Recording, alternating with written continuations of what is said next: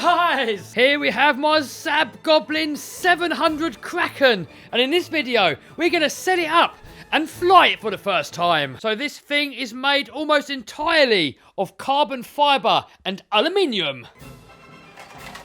Check it out, even the body's carbon fibre, the blades, the boom, all the frames inside, this lot here is all aluminium. So in the last video, we built this kit, but we come to a grinding halt because I didn't have any lipos. We need some batteries so we can plug in the Flybarless controller and set it all up. So Gens Ace have kindly sent me these batteries here, and these should be perfect for this helicopter. So these are 6S lipos, so both together, 12S. And what that means is loads of power. And by the way, if you want to know where we can get these batteries from, and the helicopter, and everything else used in this build, there's going to be links to all of that lot down below. And I'm not going to bore you with all the techno babble, so just check the links down below, you'll get all the babble there.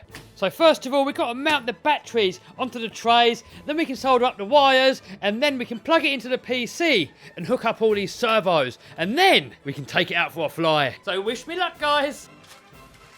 So here we've got the battery tray.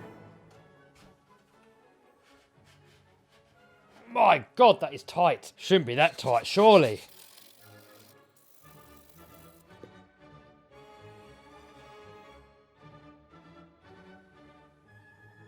So we've just temporarily mounted these batteries here onto the tray. We've got to fit it into the helicopter, and then we've got to get the centre of gravity right, and then we can take them off again and stick them on permanently. Yeah, a little bit nose heavy.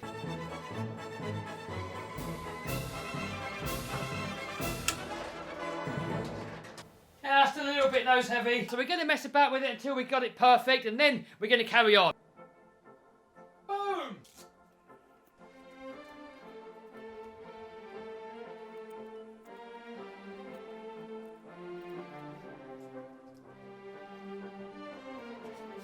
So next, we've got to solder on some connectors. So the batteries come with some EC5 connectors.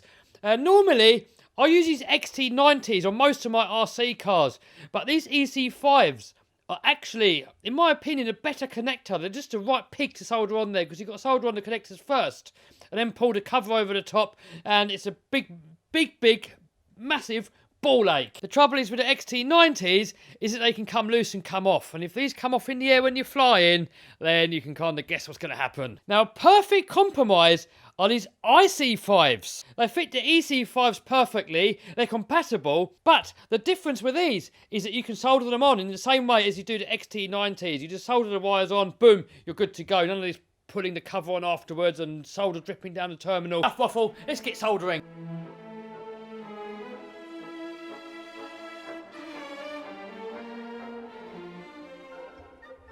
So next, we've got to plug it in, we've got to plug this into the PC, we've got to wire it all up and set it all up, and for that, it's probably best to take off the blades, because we wouldn't want these spinning up when we're sitting here trying to set it up. So in the last video, I was saying about this shaft here being too short, because you've got to have this here set to 90 degrees, and then you want this side here at 90 degrees too. But this rod's too short. So a lot of you guys said to take this servo out, flip it round and put it back on that way round. But then this would be too long by the same amount. So I think we're just going to have to unwind this and hope that there's enough thread on there. Boom! There we go. I took it all the way off and there's still enough thread in there, so it's not going to fall out. So there we go. We've got 90 degrees on this linkage, and on the other end, we've got 90 degrees there too. So next, we've got to set up this flight controller here. So I've got it plugged into the PC, and then we load it up here. Okay. So here's the setup program. Basically, we just got to start filling all this stuff in here, go through all of this lot here, and then hopefully it's going to work. So next, here it shows us where we've got to plug in all the ESC and all the servo wires. So ESC goes into channel 1. I'm going to have to get myself some shorter satellite wires. So for the tail servo, we're going to use a servo extension lead. The reason for that is that if we crash, if there's no extension lead there and the servo is plugged directly into this Flybarless controller, it's going to rip it all out. It's going to ruin the Flybarless controller, and it's going to ruin the servo lead.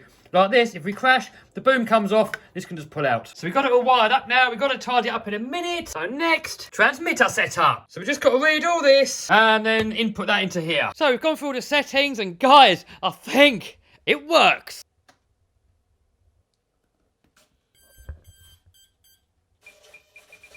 Check out the speed of those servos.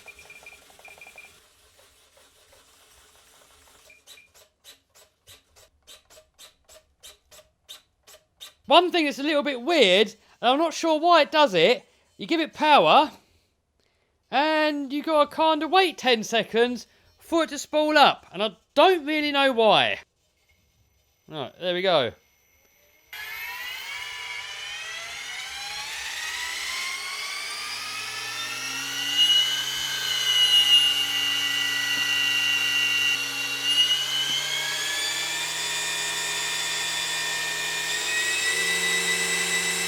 I still need to calibrate the ESC, so maybe that is why. But anyway, for now, we've got to tidy up these cables here. Look, we've got this complete mess of cables here. We're going to sort that out. We're going to shorten these. I've tried to look if we can buy any shorter ones, and they're all long.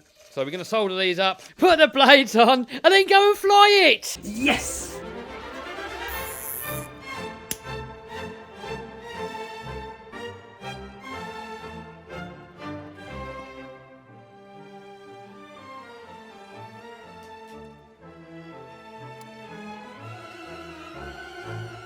So next, we've got to solder these back together again, and for that, I've got this brand new soldering iron. So this can be powered from anything to 12 to 24 volts, so I'm going to plug it into this 4S battery pack. And then here, we can set the temperature. It doesn't come out too well on camera, but I can see it really well on here.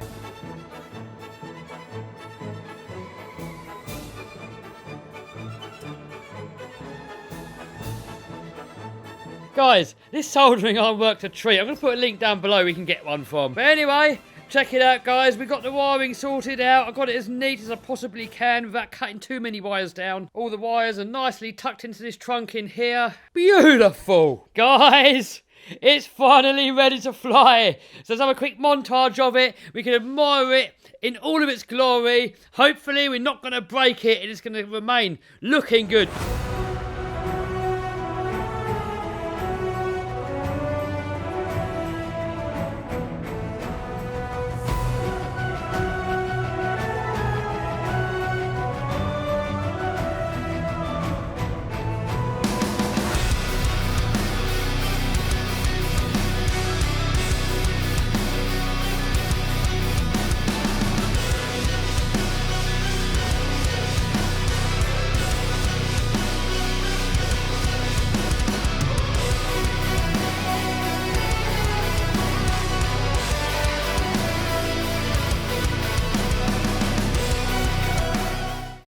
We got the helis, the sun's out, let's go!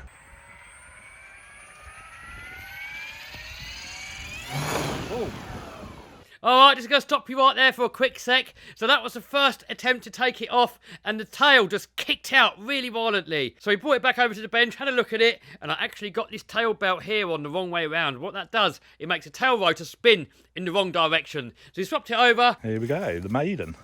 The main man's got it. Hopefully we're going to come back in one bit. That's a heavy machine, Kev, isn't it? Got the circuits or whatever. Just test the power out.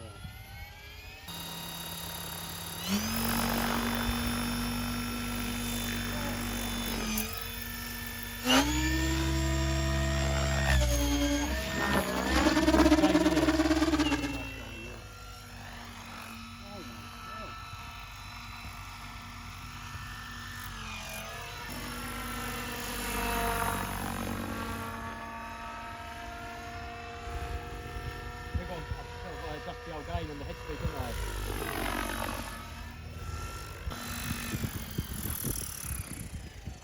I'll tell you what, we've got to put a speed meter on it and see how fast it goes. So, as you saw there, on the higher head speed, the tail was wagging, and that means too much gain. So, I've got the app on my phone, so I went in there, turned down the gain, and then we go for another flight. What a shit, isn't it?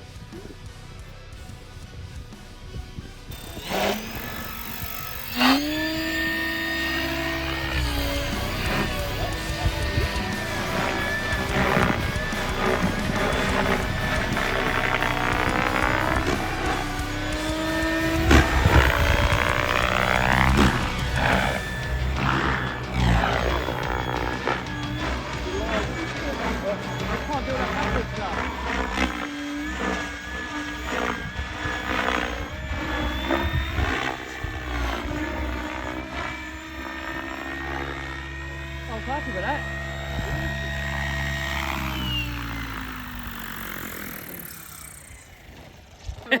Is it one bit? What's that? How high can you do autos from?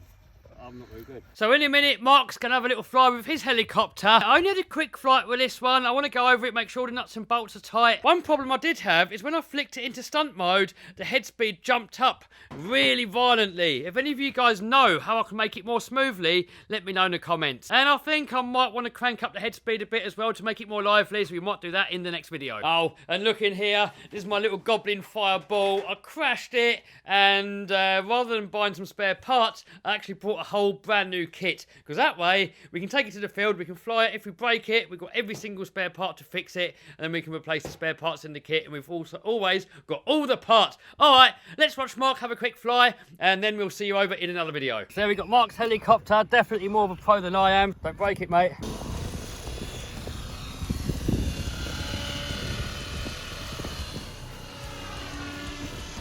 You know what it is? Different people can do different stuff. So when you're watching someone else, you think they're better, don't you? I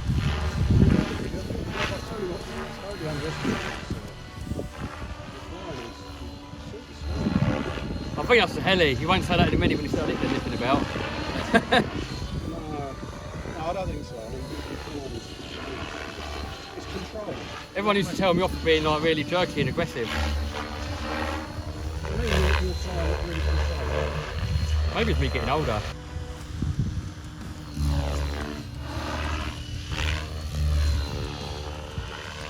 Nice one, dude.